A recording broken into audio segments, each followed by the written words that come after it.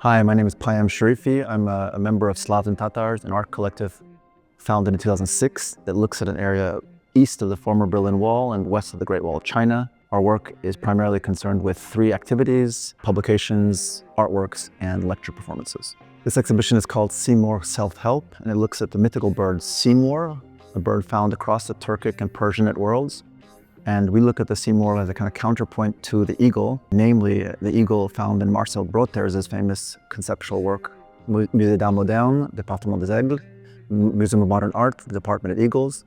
And if you compare and contrast the eagle with the Simurgh, the eagle on one hand is a shorthand for a form of sort of toxic masculinity, a reductive form of nationalism found across flags across the world. And the Simurgh is a bird of the other world, a sacred bird, a mythical bird, and a mystical bird that one only achieves when one has attained a level of sort of self-effacement or oneness with God. Brother has made a series of works called Poème industriel on panels of vacuum-formed plastic. And here we have two works that actually reference Brother's original pieces. He referenced Magritte's pipe, Ceci n'est pas une pipe, this is not a pipe, in his Poème industriel. And here we've got the Eurasian equivalent of a pipe, meaning a hookah or a shisha. And underneath it's written Ceci n'est pas ceci, literally transcribed into the Arabic script or the Persian Arabic script.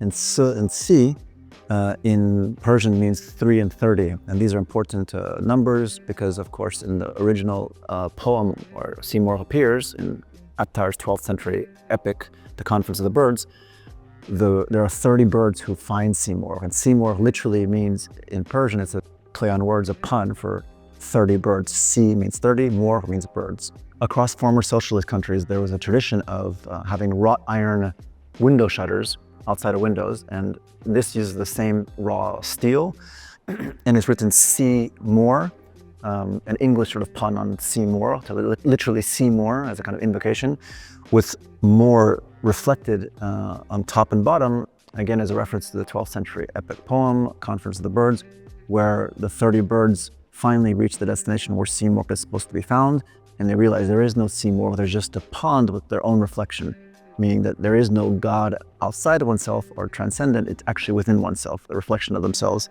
And there's a qaf, the Arabic letter qaf, a sacred letter which also doubles as the title of one of the Qur'an's surah number 50. In this carpet, this door literally takes a door found often in sort of desert vernacular architecture of the Gulf and found in Oman in Iran, where everything which is beige would be wood and what is black is often copper or brass. And in these traditional doors, you had different handles, door handles for the different visitors, for the different genders of the visitors. That is, a man would use this knock and a female would use this knock in order for the person inside the house to know who's at the door. So again, traditionally, a woman would answer the door only for a woman and a man would answer the door for a man, because of course the door handles make different sounds or different knocks. According to Uzbek legend, melons were a gift from the Garden of Eden, a divine gift, with messages on the skin, or the skin has a kind of cracked texture that reminded the Uzbeks of a kind of a Semitic, early kind of form of an Arabic script that they no longer use and they no longer have access to. So they were messages that they could not actually decipher. Melons are an interesting fruit because they often come from liminal or marginal areas of certain nations. So even in Uzbekistan, the famous melons come from Karakal, Pakistan. These melons are made by hand-blown glass.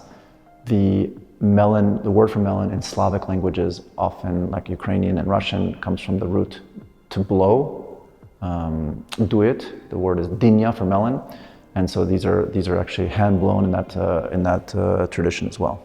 And behind me, you'll find two mirrors with textures of melons, into which is integrated and kind of camouflaged the term captcha.